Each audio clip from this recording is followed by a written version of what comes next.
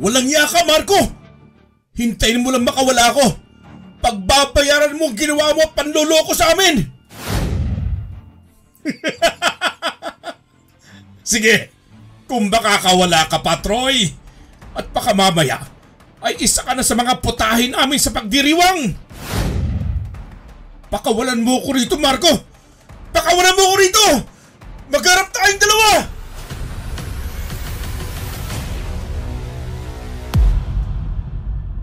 Sa buhay natin ay kinakailangan natin ng mga taong masasandalan para magpatuloy sa buhay.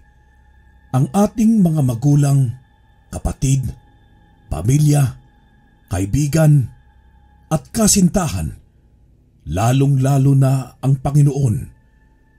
Pero paano kung ang isa sa pinahalagahan mong tao ang siyang magdadala sa iyo sa kapahamakan at sisira sa buhay mo? Magandang araw, Karine, na ating mahusay na narrator at kay Sir Froy ng Ang Manlalakbay Channel.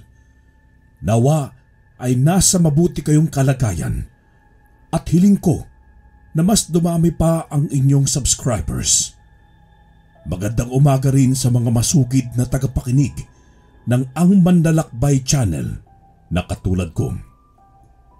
Nagpapasalamat agad ako kay Sir Froy at kay Karine dahil isa sa kwento ko ang tampok sa araw na ito. Siya nga pala, itago niyo lamang ako sa pangalang Troy. Nasa 65 taon na ako ngayon at kasalukuyang nakatira sa lungsod ng Pasig. Tulad ng iba, ay may karanasan din ako na hinding-hindi ko malilimutan. Nangyari pa ito noong kabataan ko at isa ito sa karanasan na masasabi kong kapupulutan ko ng aral at nagbago ng buhay ko. Tubong Iloilo City talaga ako. Taga Iloilo City kasi ang nanay at ang tatay ko naman ay tubong Pasig.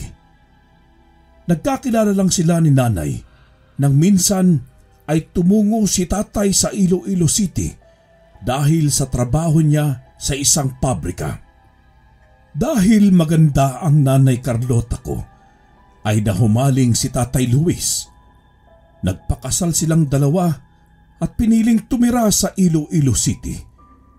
1 taon lang at pinagbuntis na ako ni nanay. Simula nang ipanganak ako ay maswerte silang dalawa. Umahon kami sa hirap at nagkaroon ng isang negosyo ng sapatusan. Dahil doon ay nakapag-aral ako sa isang pribadong eskwelahan sa Iloilo City. Hindi rin naman kami ganoon kayaman. Masasabi kong higit pa sa komportable ang aming pamumuhay. Simula noong tumuntong ako sa elementarya hanggang high school, ay kaklase ko na si Marco. Naging matalik ko siyang kaibigan at itinuring na isang tunay na kapatid. Minsan ay sa bahay namin siya natutulog o kaya naman ay kumakain. Kaya simula noong mamatay ang mga magulang niya sa isang malubhang sakit, ay kinupkup siya ni nanay at tatay. Araw-araw na kaming magkasama.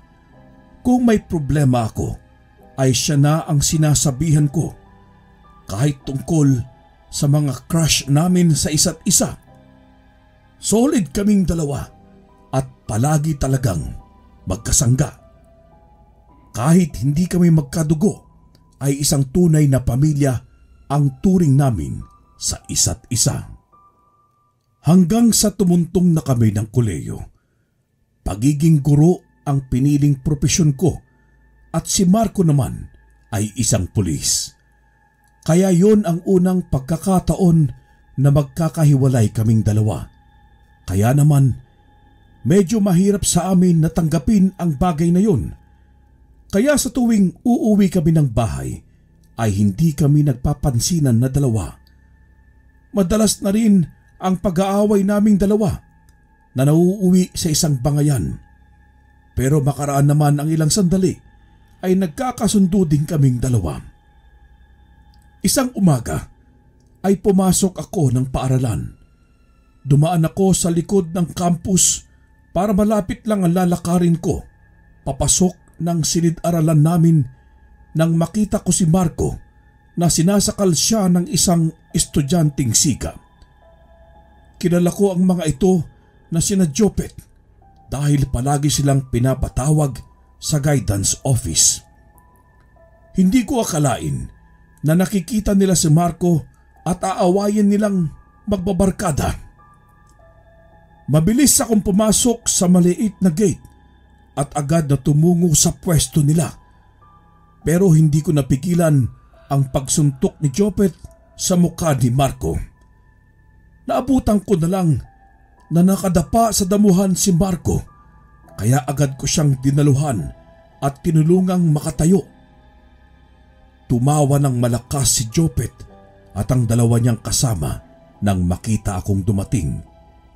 Tinutokso nila na lampa si Marco at walang alam sa laban. Sinabi din nila na umaasa lang siya sa akin para makaganti. Naghahanap lang daw ng kakampi si Marco dahil tuwag ito. Sa inis ko ay kinuwelyuhan ko si Jopet. Kitang-kita ko ang takot sa kanyang mga mata nang harapin ko siya. Mas malaki ako sa kanilang tatlo. Pinalad kasi ako dahil minana ko ang katangkaran ni tatay at ang kakisigan ng katawan niya. Tinitigan ko ng maangas si Jopet. Tinanong ko rin siya kung anong atraso ng kapatid ko sa kanila at bakit nila inaaway. Hindi siya nakasagot at mabilis na kumawala mula sa pagkakahawak ko sa kwelyo ng kanyang uniforme. Nang makawala siya ay hinila na niya ang dalawa niyang kasama at nagtatakbo na sila papasok sa campus. Bumaling naman ako kay Marco at nilapitan ko siya agad. Ayos ka lang ba, Marco? Padalas ka bang awayin ng mga yon, ha? Kapag ganyan, huwag ka matakot na isumbong sila sa guidance natin na matuto. Ayos lang ako, Troy. Salamat at dumating ka. Kung hindi, baka nabugbog na nila akong tatlo. Ano bang atraso mo sa mga yon at nakita ka nila? Saka, paano ka nakaabot dito sa likod ng campus? Bala ka ba tumakas sa klase? Agad namang umiling si Marco dahil sa sinabi ko. Nanlalaki pa ang kanyang mga mata na ikinatawa ko. Nagpatuloy na kami sa paglalakad na dalawa para pumasok sa klase. Hindi basta nasa silid ako kanina nang bigla na lamang silang tumungo sa silid-aralan namin. Hinila na lamang nila ako rito bigla. Hindi ko alam kung bakit ganun ang ginawa nila. Sige, hayaan mo na. Kung binugbog ka na talaga at sa tingin mo ay kailangan mo ng tulong, huwag ka magdadalawang isip na tawagin ako. Tumango sa akin si Marco sa ngumiti. Inakbayan ko siya at sabay na kaming dumaan sa hallway patungo sa building ng mga pulis. Matapos kong ihatid sa silid niya si Marco, ay tumungo naman ako sa aking silid. Nang dumating ang guro namin, ay pinakuha niya agad kami ng papel para sa isang maikling pagsusulit. Nabigla ako dahil hindi ako nakapag-aral kagabi.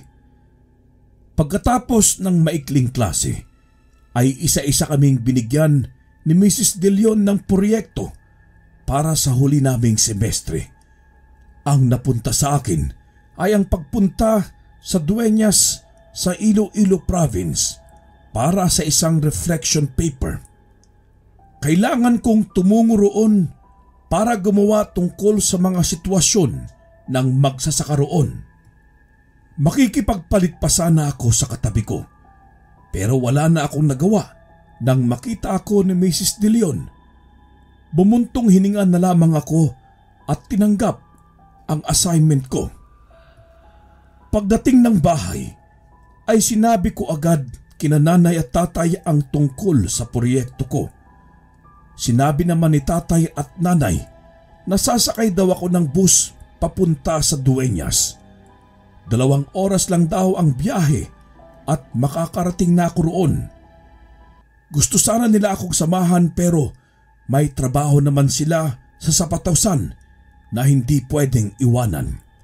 Isa pa, malaki na rin ako noon at binata na kaya hindi ko na kailangan pa sa kanila na magpasama. Nasa silid na ako at patulog na nang makarinig ako ng katok sa pinto. Pagbukas ko ay sumalubong sa akin si Marco. "Oh, Marco! Ano bang atin? Ika, pasok ka.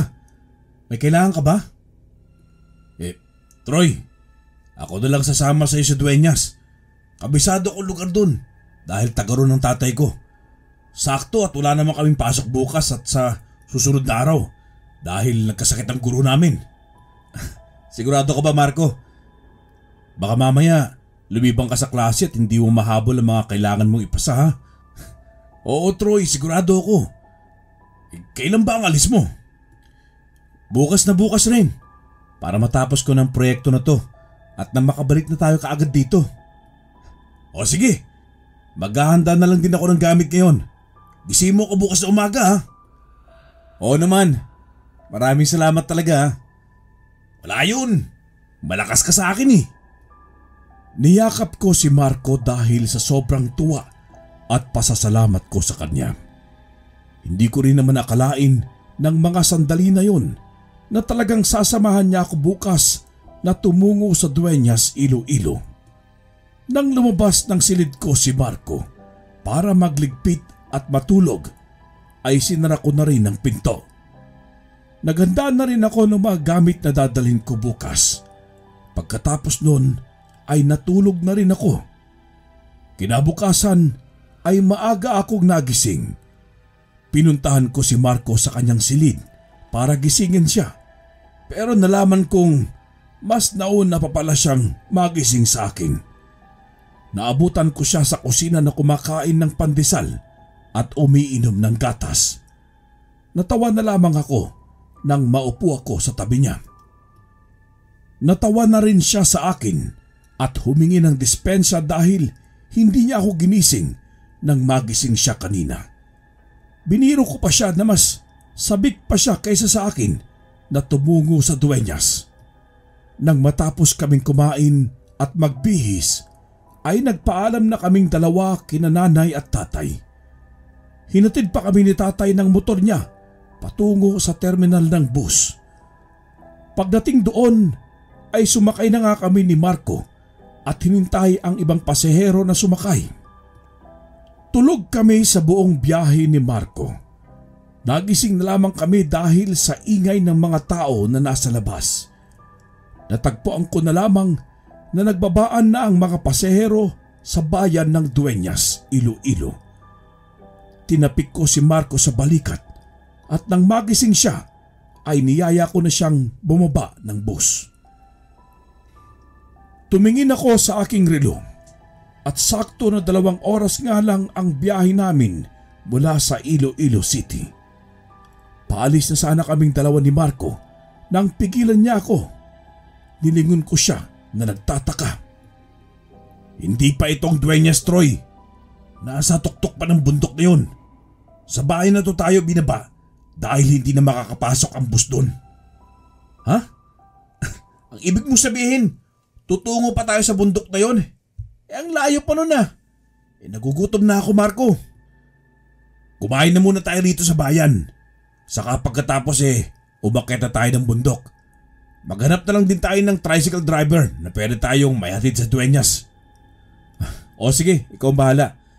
Alam mo naman ang pasikot-sikot dito para makarating tayo sa Dueñas. Bilisan lang natin para makarating tayo doon agad. Tumango sa akin si Marco at sumaludo pa.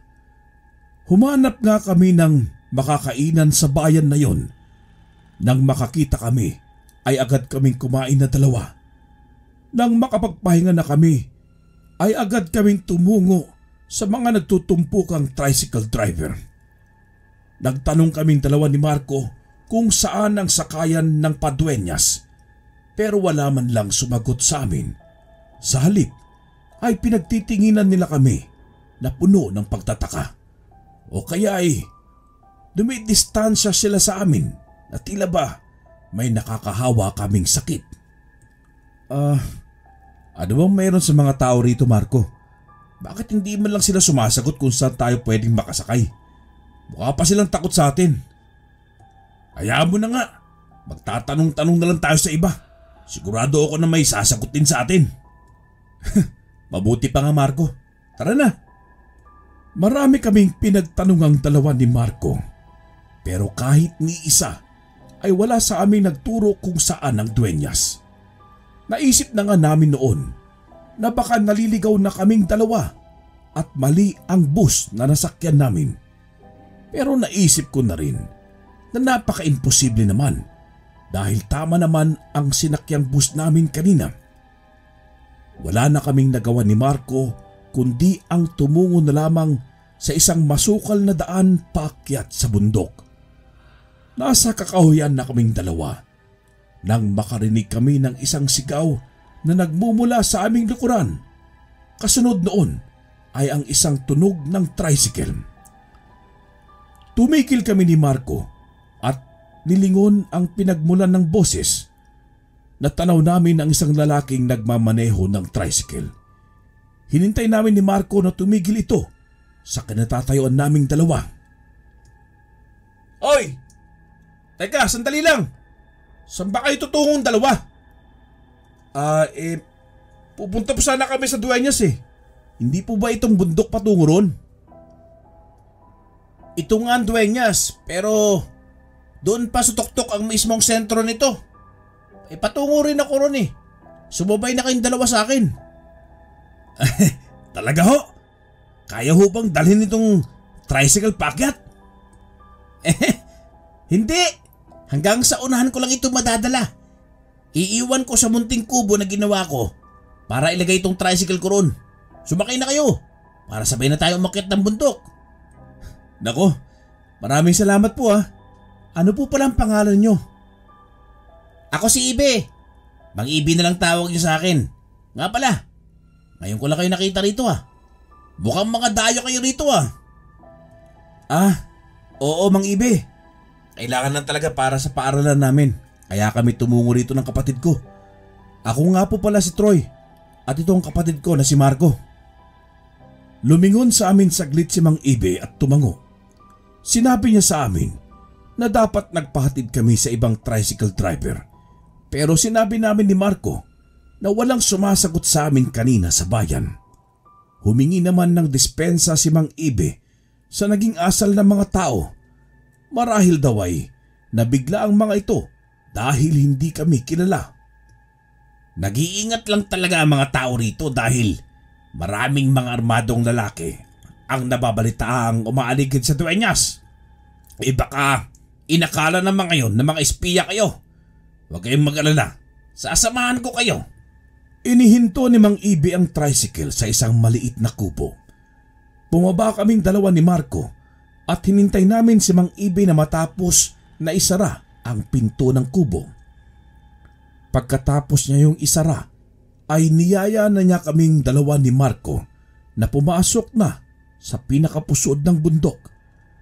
Kahit hapon pa lang at tirik na tirik ang araw sa kalangitan, ay nagmistulang malapit nang sumapit ang gabi sa dinadaanan namin dahil sa mga naglalakihang punong kahoy. Oo nga pala. Saan kayo tutuloy ngayong gabi? Sigurado na hapon na talaga tayo makakarating sa sentro ng Dueñas. Ay, yun na nga ho eh. Wala kaming matutuluyan ni Troy. Maghanap na lang ho kami ng pagdating sa sentro. Nako, pwede naman kayong dalawa sa amin na tumuloy. Kahit hanggang bukas. Dalawa lang kami ng anak ko sa isang kubo. Kaya pwede tayo roon. Nako Mang Ibe, nakakaya naman ho sa inyo at baka nakakaabala na rin ho kami. Hindi kayo abala sa akin. Masaya nga ako dahil kahit papaano may natutulungan ako. Isa pa, mahirap humanap ngayon ng bahay na pwedeng rentahan sa sentro. Kung ganun Mang Ibe, Hindi po kami tatanggi ni Troy. Sasama ho kami sa inyo. Ayaw ko rin humahirapan kami sa paghahanap ng pwedeng matulugan eh. Yon, kung gano'n sumunod kayong dalawa sa akin. Sumunod nga kaming dalawa ni Marco kay Mang Ibe. Halos 2 beses kaming huminto sa paglalakad dahil nakakapagod din ang umakyat sa bundok. Mabuti na lamang, may mga palatandaan akong iniwan para kung sakali na kami na lamang na 2 ni Marco ang uuwi bukas ay alam na namin kung saan ang daan. 1 oras at kalahati ang lumipas hanggang sa makarating na kami sa sentro na sinasabi ni Mang Ibe kanina. Sumalubong sa amin ang mga taong nagdiriwang habang may malaking apoy na nakasindi sa sentro ng lupa. Nagsasayaw ang mga babae habang ang mga lalaki ay naghihiyawan. Napatawa si Mang Ibe sa naging reaksyon naming 2 ni Marco. Pasensya na kayong 2. Hindi ko sinabi na piyesta pa lang ngayon dito sa sentro. Halina kayo, tumungo na muna kayo sa bahay ko. Pagkatapos nun ipapakilala ko kayo sa mga taga-baryo. Sige ho, Mang Ibe. Susunod ho kami sa inyo. Naunang lumakad si Mang Ibe at sumunod naman kaming 2 ni Marco sa kanya. Pagdating sa kanilang kubo ay tinawag niya ang kanyang anak na sinasabi niya kanina. Sila na nga lang na 2 ang nakatira sa kubong yon. Hinanap namin ni Marco ang tungkol sa asawa niya pero hindi namin ito nakitaan ng kahit larawan man lang. Pagtungtong pa lang namin sa sala ng kanilang kubo ay narinig na namin ang boses ng isang batang lalaki na sa tingin ko ay nasa edad 12 o 13. Tinawag siya ni Mang Ibe at pinakilala kaming 2 ni Marco sa anak niya. Nalaman naming 2 ni Marco na may kaunting kapansanan si Mel. Narinig namin na paulit-ulit siyang nagsasalita na dumating na ang kapalit. Yun lang ang palaging bukang bibig niya na kinakailangan na buhayin na lamang siya ni Mang Ibe. Sinabi ni Mang Ibe na wag na lamang daw naming pansinin ang mga sinasabi ni Mel dahil wala lang daw yon. Hindi niyo ba pinatingnan sa doktor si Mel, Mang Ibe? Hindi na bata. Bukod sa wala kaming pera na ambag wala rin pag-asang gumaling siya. Kaya hinihintay na lang namin kung hanggang saan lang ang kakayahan niya. Huwag kang mag-alala, Mang Ibe. May pag-asa ho ang lahat. Naniniwala kami na gagaling din si Mel. Ngumiti si Mang Ibe sa amin saka tumango. Dinala niya kami sa silid niya at doon na raw muna kami matulog pansamantala ni Marco. At siya naman daw ay sa sala na muna. Lalo pa at 1 gabi lang din daw kami roon. Mariin kaming tumanggi sa kanya ni Marco pero nagpumilit siya. Kaya hindi na kami tumanggi pa ni Marco at pumayag din naman kay Mang Ibe. Inayos na muna namin ang mga gamit namin ni Marco. Kumuha rin ako ng papel saka panulat para isulat ang obserbasyon ko mula sa biyahe patungo sa Dueñas. Isinulat ko rin doon ang mga taong nagkakasiyahan kanina sa sentro. Patapos na ako sa aking sinusulat nang makarinig kami ni Marco ng malakas na katok mula sa pinto. Tumayo si Marco at pinagbuksan niya ng pinto si Mang Ibe. Niyaya kami ni Mang Ibe na maglibot-libot sa sentro at ipakilala sa mga taga-baryo doon. Agad na tumayo kami ni Marco at sumama kay Mang Ibe. Napansin namin na hindi niya isinama si Mel at iniwan niya ito sa kanilang bahay. Gusto ko sanang tanungin si Mang Ibe kung bakit iniwan niya ang anak niya pero hindi na ako kumibo. Lalo pa at ayaw ko rin naman ang makialam sa buhay niya. Naisip ko rin na nakikituloy lang kami muna doon ni Marco, kaya kailangan kong lagyan ng limitasyon ang lahat. Tumungo kaming tatlo sa sentro at naglibot-libot doon. Hindi kami makapaniwala ni Marco na may bayan pala roon mismo sa bundok. Pero napansin kong kaunti lamang ang tao at mangilan-ngilan lang. Kaunti lang din ang mga kabahayan na para bang iisang grupo lamang silang lahat. Hindi ko maiwasan ang hindi humanga dahil hindi na kinakailangan ng mga nakatira doon ang bumaba ng bundok araw-araw para bumili ng pangangailangan nila. Halika kayo! Ipapakilala ko kayo sa mga taga-baryo na nagkakasiyahan doon sa taas. Makikikain na rin tayo sa kaibigan ko. May konti silang salo-salo. Nako, Mang Ibe, wag na ho. Nakakahiya naman. Babalik na lang ho kami ni Marco sa bahay ninyo. Nako hindi, wala yan. Hindi naman katulad ng iniisip ninyo mga tao rito. Kami rito, wala kaming pakialam kung ano at saan kang estado galing. Para sa amin, ang lahat ng mga naririto ay pantay-pantay. Hindi ko maiwasan ng ngumiti dahil sa sinabi ni Mang Ibe. Sa huli ay tumungo nga kami sa mga taong nagkakasiyahan. Napatigil silang lahat nang dumating kami ni Marco at ipakilala sa kanilang lahat ni Mang Ibe. Ilang sandaling katahimikan ang namayani at nasundan naman ito ng isang malakas na palakpakan at sigaw. Hinila kami ng isang matandang babaeng naroon at pinasayaw kaming dalawa ni Marco. Ayaw pa sana naming dalawa pero pinilit kami ng matanda.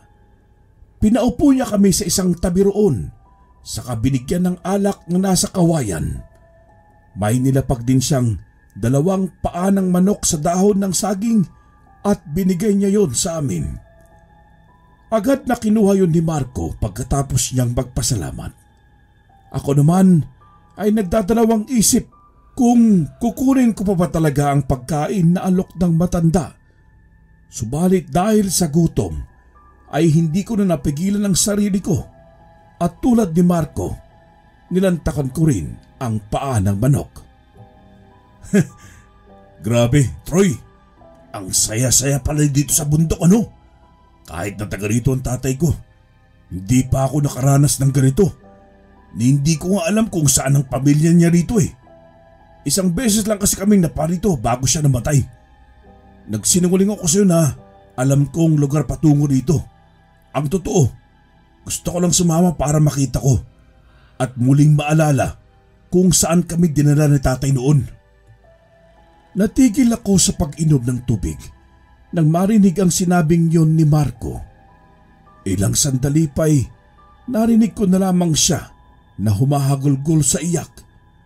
Tumayo ako at lumapit sa kanya para daluhan siya at patahanin.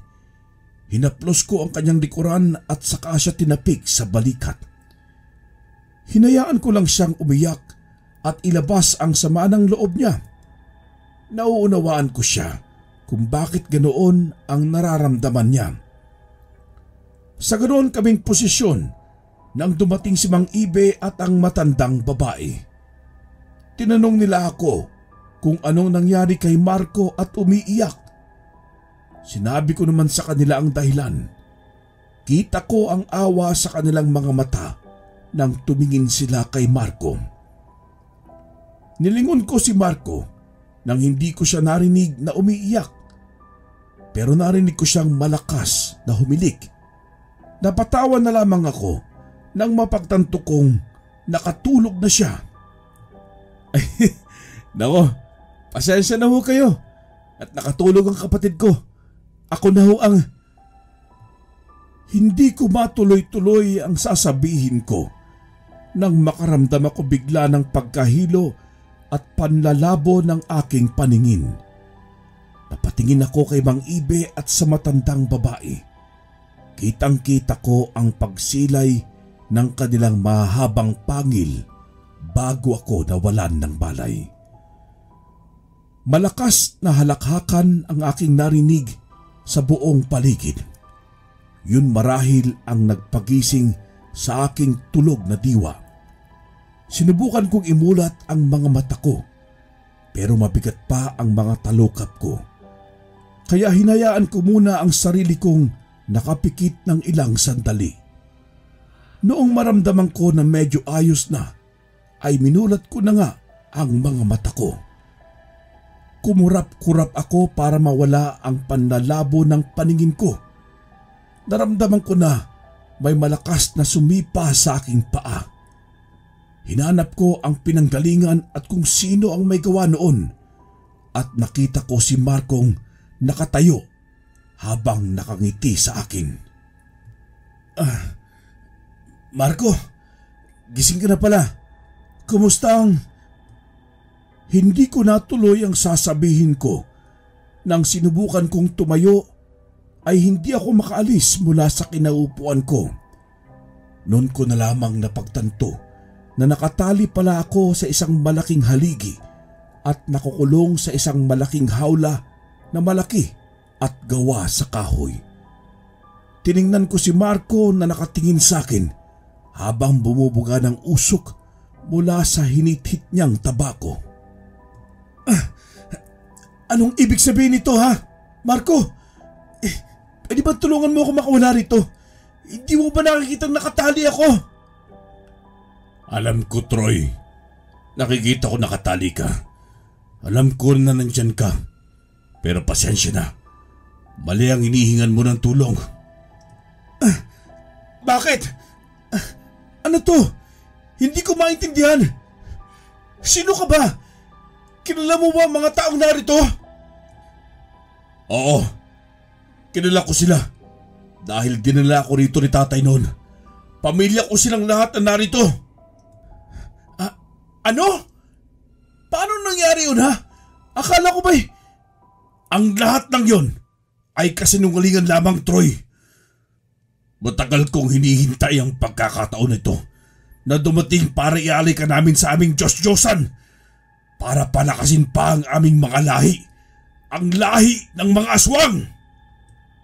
Napatigagal ako sa narinig mula kay Marco. Hindi ako makapaniwala sa mga revelasyon na sinasabi niya.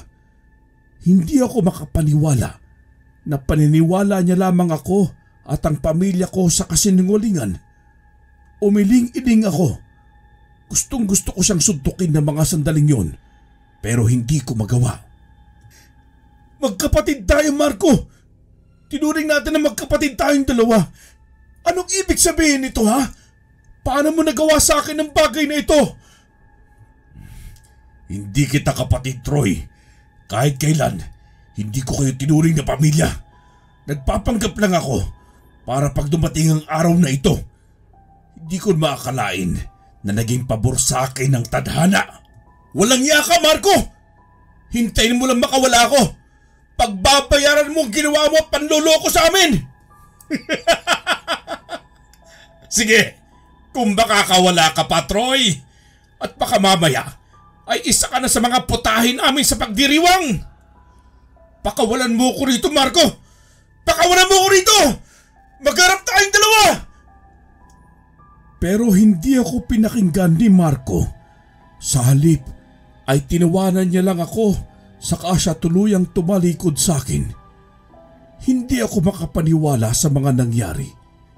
Hindi ko pa rin matanggap ang mga nalaman ko. Umiling ako saka napatawa ng mahina. Hindi ko akalain na isa palang aswang si Marco at ang mga tao na nasa baryo na yon ay mga kalahi niya. Kinain ako ng kaba sa mga sandaling yon. Pakiramdam ko ay nanlamig ang buo kong kalamnan. Hindi ako makapaniwala na ilang saglit na lang at magiging hapunan na ako ng mga tao roon. Tiningnan ko ang buong paligid at kitang-kita ko ang pagsasayaw ng mga taga roon at ang kanilang paghahanda ng isang malaking kawali. Pinagpawisan ako ng malagkit at naiinis ako sa sarili ko dahil tila na blanko na ang lahat ng mga iniisip ko. Bumuga ako ng hangin at pinakalma ang sarili ko para makapag-isip ako ng mabuti kung paano ako makakawala mula sa pagkakatali. Sinubukan kong ikiskis ang tali sa puno na pinagtalian sa akin.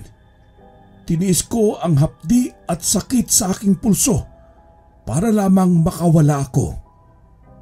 Noong medyo lumuwag na ang tali, ay mabilis akong kumilos para matanggal yun. Labis ang pasasalamat ko sa Diyos nang makawala ako. Ang problema ko naman ay kung paano ako makakawala mula sa hawlang kinaroroonan ko.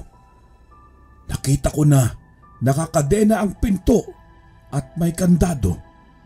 Sa mga sandaling yun ay nawalan na ako ng pag-asa. Hindi ko na alam kung paano ko yun bubuksan ng tahimik. Napakalaki pa ng kandado at alam kong mahihirapan akong buksan yun. Humukot ako ng hininga at nagdasal na lamang sa Panginoon. Nagdasal ako sa Kanya na sana maging ligtas ako at walang mangyari sa aking masama. Hiniling ko rin na sana nananaginip lamang ako at magising na sa bangungot na yon. Pero kahit nasampaling ko pa ng ilang beses ang aking sarili, alam ko nasa lugar akong yun at hindi isang panaginip lang. Tahimik akong umiiyak at umaasa na may tutulong sa akin hanggang sa isang iglap. Nahagip ng mga mata ko ang isang binata at ang isang matandang lalaking nagtatago sa mga talahiban. Nang magtama ang mga mata namin ng matanda, ay sinenyasan niya akong tumahimik lang.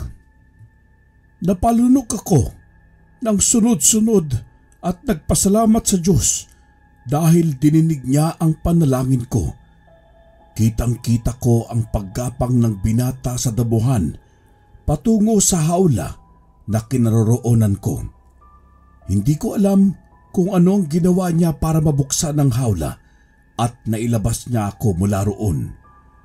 Mabilis niya akong hinila patungo sa pinagtataguan nila ng matanda. Magsasalita na sana ako nang pinatahimik nila akong muli. Tumango ako sa kanilang dalawa at sinunod ang kanilang sinabi. Hinila ako ng lalaki patungo sa kanang bahagi ng gubat, samantalang nagpaiwan ang matanda roon sa kanyang kinaroroonan. Mahina lamang ang mga hakbang na ginagawa ng lalaki, kaya sinusundan ko siya sa takot na marinig at makita rin kami ng mga aswang na nasa hindi kalayuan lamang. Bilisan mo, dahil oras na malaman nila na nawawala ka sa kulungan mo, paniguradong hahanapin ka nila. Kaya bago mangyari yun, makarating na tayo sa bahay. Dahil doon ay siguradong ligtas ka. Sino ka? Sino kayo? Isa rin ba kayong aswang? Narinig kong bahagya siyang tumawa at umiling-iling. Hindi niya ako sinagot. Sa halip ay sinenyasan niya akong tumakbo. Noong tumakbo na siya, ay agad akong sumugod sa kanya. Dumaustos kami pababa ng bundok hanggang sa nakarating kami sa isang maliwanag na kubo. Pagkarating namin sa bakuran ng kubo ay agad niyang binuksan ang pinto. Pumasok kaming dalawa sa loob. Mabilis niyang sinara ang mga bintana. Nagsindi siya ng apoy sa labas ng bahay at may kung ano siya roong itinapon na amoy insenso. Pagpasok niya ng bahay ay binigyan niya ako ng asin sa kabawang. May isa ring puntot ng isda ang ipinahawak niya sa akin. Hawakan mo yan. Kinatatakutan niya ng aswang. Kapag ihampas mo yan sa kanila, siguradong masasaktan sila. Lalo na rin ang bawang at asin. Masasaktan sila. Oras na isaboy mo ang mga yan sa kanila. Salamat. Pero bakit at paano niyo ako natagpuan doon? Sino ba kayo? Ako si Edel. Isa akong antingero. At ang kasama ko kanina ay si Lolo Basing, isa siyang albularyo. Nagtutulungan kaming dalawa para lupigin ang mga aswang sa baryo na ito. Pero hindi namin sila maubos-ubos dahil may ilap ang ilan sa kanila. Kabilang na roon ang mga aswang na kumuha sa iyo. Tiningnan niya ako ng mataman at may pinasuot siya sa akin na isang kwintas. Mabuti na lamang may nakapagsabi sa amin ni Lolo na may kasama na naman si Ibe ng mga biktima at nagpapasalamat kami na nakaabot kami sa tamang oras at hindi kami nagagawang hapunan. Siya nga pala, asan ang kasama mo? Bakit ikaw lang? Hindi ko inaasahan na isa pala siya sa kanila. Na hinintay niya pala ang pagkakataon na madala ako rito para gawing pagkain nila at hapunan. Hindi nakapagsalita si Edel matapos niyang marinig ang sinabi ko. Maging marahil siya ay hindi rin makapaniwala sa sinabi ko. Isang tapik lamang sa aking balikat ang natanggap ko mula sa kanya. Ilang sandaling katahimikan ang nakaraan hanggang sa namayani ang isang malakas na alulong mula sa di kalayuan. Bumaling sa akin si Edel at pinahawak niya sa akin ang isang maliit na punyal. Siya naman ay tumungo sa isang baul na naroon sa kanilang sala. Binuksan niya yon, saka may kinuha siyang baril. Nandiyan na sila. Papunta na rito. Hindi sila matahimik hanggat hindi ka na nakukuha ngayong gabi. Kaya humanda ka. Dito ka lang sa loob ng bahay at huwag na huwag kang lalabas. Pero kung may makapasok man, lumaban ka. Gamitin mo ang mga binigay ko sa'yo dahil takot sila sa mga yan. Bago pa ako makapagsalita, ay mabilis nang lumabas si Edel ng kubo. Pagkatapos nun, nakarinig ako ng kakaibang tunog sa labas. Ilang sandali pang mga kalabog sa labas ay namayani ang isang putok ng baril at ang isang matinis na sigaw. Nanginig ang mga tuhod ko at hindi ako makatayo ng maayos sa aking kinatatayuan, pero pinilit kong labanan ang takot kong yun. Tumungo ako sa pinto at sumilip sa butas na naroon. Hinanap ng mga mata ko si Mang Basing at si Edel. Kitang-kita ko kung paano sila nakipaglaban sa mga aswang na parang isang mabangis na malaking aso. Hindi ako makapaniwala sa aking nakikita at nasaksihan ng aking mga mata. Napakarami nilang mga kalaban at marami silang napatumba na mga aswang. Sunod-sunod na putok ng baril ang aking narinig hanggang sa bigla na lamang magtayuan ang mga buhok ko sa batok. Paglingon ko sa aking likuran ay nakita ko na roon si Marco at nanlilisik ang mga mata niyang nakatingin sa akin. Hindi ko alam kung paano siya nakapasok sa loob at nahanap ako. Hindi ka makakatakas sa akin, Troy. Papatayin kita! Hindi ako makapapayag na makaligtas ka mula sa amin. Ikaw ang kapalit para mabuhay ang ama ko. Kaya hindi ko makapapayag na masira ang pinaghirapan naming lahat.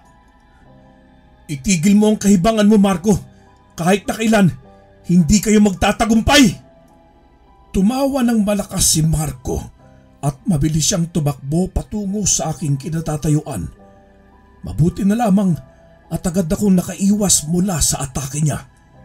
Inis na inis siyang sumigaw habang nanlilisik ang kanyang mga mata. Tinuring ka naming pamilya, Marco! Tinuring kitang kapatid! Hindi ko akalain na ito lang din pala igaganti mo sa akin! Sa amin! Wala akong pakialam, Troy. Tumahimik ka at harapin mo ako! Wag mo nang sayangin ang lakas mo makipaghabulan sa akin dahil kahit anong takbo mo palayo sa akin, wala ka pa rin takas. Mahuhuli pa rin kita. O kung hindi ka man mahuli, pwede rin ang mga magulang mo. Hayop ka! Huwag mo idadama yung mga magulang ko. Minahal ka nila bilang isang anak. Ako munang harapin mo bago mo sila magagawa ng masama. Kung makapaghamon ka, parang ang lakas-lakas ng loob mo matalo ako. Pues, Diyan ka nagkakamali, Troy. Walang binatbat ang lakas mo sa lakas ko! Tumahimik ka! Halika! Subukan natin kung sino mananalo sa ating dalawa! Ngumiti si Marco na para bang iniinsulto ako. Parang pinaparating niya sa akin na wala akong ibang kakayahan na matalo siya at hindi siya natatakot sa presensya ko. Sunod-sunod muling putok ng baril ang aking narinig, dahilan para hindi ko mapansin ang pagsugod sa akin ni Marco. Hindi ako nakapaghanda, kaya nasakal niya agad ako sa aking liig. Lumabas ang mahahabang pangil ni Marco. Unti-unti rin siyang tinubuan ng balahibo sa kanyang katawan. Pulang-pula ang kanyang mga mata habang nanlilisik na nakatingin sa akin. Naglalaway rin ang mahaba niyang dila. Dahan-dahang kong isinilid ang aking kaliwang kamay sa bulsa ng aking pantalon at dumukot ng isang dakot ng asin sa aking bulsa. Hindi na ako naghintay pa ng matagal at agad ko yung sinaboy sa katawan ni Marco. Sigaw siya ng sigaw nang madapuan siya ng asin, pero agad din naman siyang nakabawi. Mas nanlilisik na ang kanyang mga mata habang nakatingin sa akin. Sa takot ay sinipa ko siya sa kanyang dibdib at mabilis akong tumakbo palabas ng bahay. Nagkagulo na sa labas. Hindi ko na rin alam ang gagawin ko at kung saan ako hihingi ng tulong. Abala rin naman kasing makipaglaban si Edel at ang lolo niyang si Mang Basing. Ayaw ko rin silang gambalain dahil sa akin. Kaya mas lalo ko nalang binilisan ang takbo ko. Pero kahit ilang beses akong pumasok sa gubat, ay pabalik-balik pa rin ako sa bahay ng maglolo. Doon ko napagtanto na inaaswang na talaga ako ni Marco at gagawin niya ang lahat. Mahuli lamang ako. Gusto ko na talagang maging baliw sa mga sandaling yun para makatakas sa kung anuman ang pinagdadaanan ko. Para na rin kalimutan na kaharap ko ang mga aswang at aswang si Marco at isa siya sa gusto akong patayin. Pero kahit anong gawin ko ay hindi pa rin ako makaalis doon. Noong wala na akong mapuntahan ay naisip ko na lamang na tumungo sa ilalim ng bahay nila Edel at doon magtago. Hindi ako gumawa ng ingay para hindi ako matunton ni Marco. Halos pinigilan ko na rin ang hininga ko para lamang hindi niya ako marinig o mahanap. Rinig na rinig ko ang pagtawag niya sa pangalan ko. Para bang pinagtatawanan at pinaglalaruan lamang niya ako. Nagsumiksik ako sa sulok habang pinagmamasdan ko si Edel at Mang Basing na makipaglaban sa mga aswang. Sinipa ni Edel ang isang aswang na akma na sana siyang sasakmalin sa kamay. Mabilis siyang kumilos kaya nasipa niya agad ang nilalang. Tumilapo ng aswang sa kakahuyan at bumagsak itong walang malay sa lupa. Sumugod pa ang isa at mabilis niyang hinampas ng buntot pagi rito, dahilan para umalulong ng malakas ang aswang at mangisay ito sa lupa. Hindi ako makapaniwala sa mga nasaksihan ko ng mga sandaling yun. Sobrang paghanga ang naramdaman ko kay Edel at Mang Basing pagdating sa kanilang pakikipaglaban sa mga aswang. Ni hindi ko man lang sila nakitaan ng takot sa kanilang kilos at napupuno ng tapang silang nakaharap sa mga aswang na nakakatakot. Hiniling ko sa mga sandaling yon na sana magkaroon din ako ng tapang na mayroon sila para kahit papaano ay maprotektahan ko rin ang sarili ko laban sa mga masama tulad na lamang ng mga aswang. Muli ko na namang narinig ang boses ni Marco at tila hinahanap na naman niya ako. Hoy! Akong harapin mo! Hayaan mo na si Troy sa kung saan siya! Dumaan ka muna sa akin bago mo siya galawin! Nabigla ako sa biglang sigaw na yun ni Edel nang makita niya si Marcong gumagapang papalapit sa pinagtataguan ko.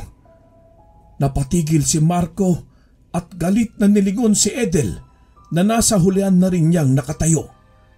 Hinarap ni Marco si Edel habang nanilisik ang mga mata nito. Samantala, hindi naman nakitaan ng kaba ang mukha ni Edel habang nakaharap siya kay Marco. Hindi ka isang tunay na kaibigan! Ikaw mismo nagdala sa kaibigan mo sa kapahamakan! Hindi ko nakasalanan kung pumabor sa akin ang tadhana. Ang dami mong satsat! Maglaban na tayong dalawa nang matapos na ito! Oo! Dapat na talagang tapusin natin ito dahil sisiguraduhin namin na matatapos ang kasamaan ninyo. Kayo ang mga salot sa baryo na ito. Wala kayong ibang ginawa kundi ang mamirwisyo ng mga taong naninirahan sa ibaba. Galit na sumugod si Marco kay Edel gamit ang matutulis niyang mga kuko. Akma niya sanang ibabaon ang mga iyon sa liig ni Edel pero agad na nakaiwas ang lalaki. Mabuti na lamang at mabilis na kumilos si Edel at naiwasan niya agad ang atake ni Marco. Samantala, sa kabilang banda naman ay patuloy pa rin sa pakikipaglaban si Mang Basing sa dalawang aswang na pinagtulungan siya. Nanlaki ang mga mata ko nang makita kong bumaon sa kanyang likuran ang mga mahahabang kuko ng isang aswang. Dali-dali akong tumayo at lumabas sa aking pinagtataguan. Tumungo ako agad sa kinaroroonan ni Mang Basing at mabilis kong sinabuyan ng asin at bawang ang aswang na umaatake sa kanya. Dinaluhan ko agad si Mang Basing at tinulungan siyang makaupo ng maayos sa lupa. Humihingal siya ng malalim habang hawak-hawak niya ang kanyang sugat. Pero ganoon na lamang ang gulat ko nang tingnan ko ang likuran niya. Wala man lang akong nakitang sugat doon, kundi ang dugo na lamang na natuyo mula sa pagdaloy nito kanina sa kanyang sugat. Nanlaki ang mga mata ko habang nakatingin kay Mang Basing. Hindi ko alam kung anong sasabihin ko sa mga sandaling yun.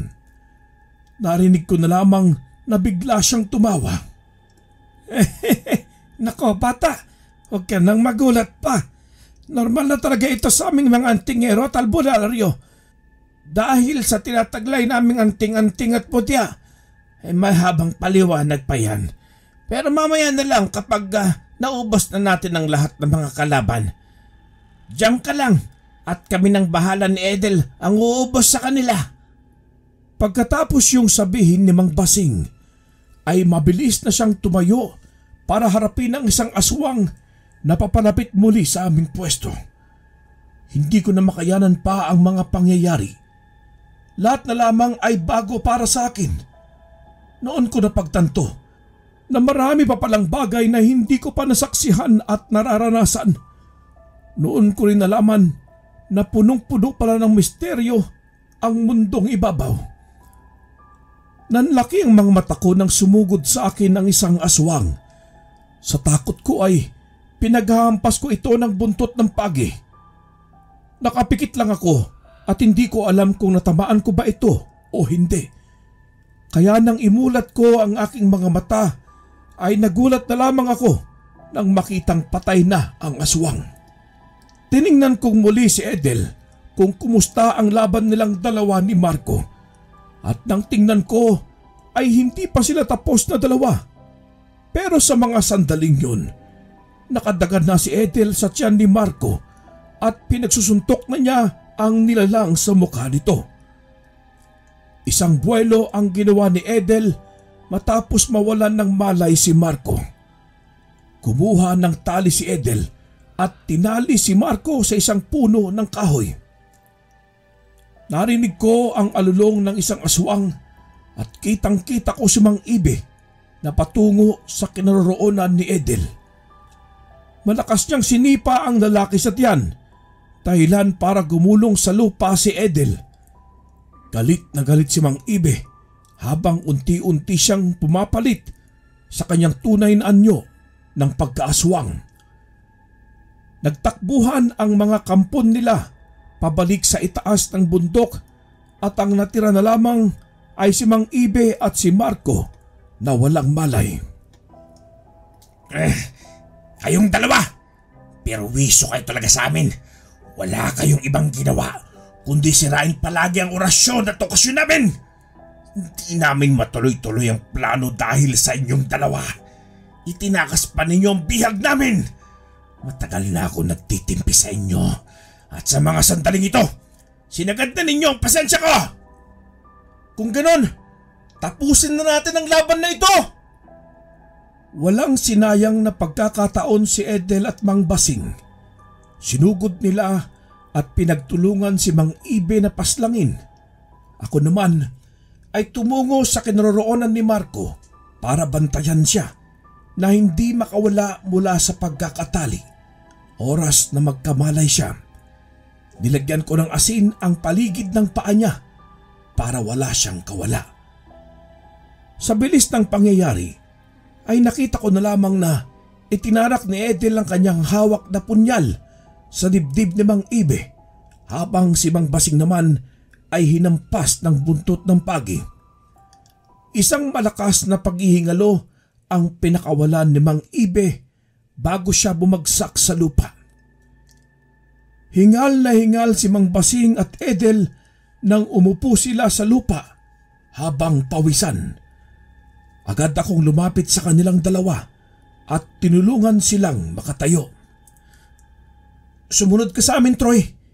Kailangan nating pagalingin ang kaibigan mong si Marco. Tumayo sila Mang Basing. Sumunod ako sa kanilang dalawa. Nanatili lamang ako sa kanilang tabi habang pinagmamasdan ko silang magdasal nang hindi ko maintindihan na lengguwahe.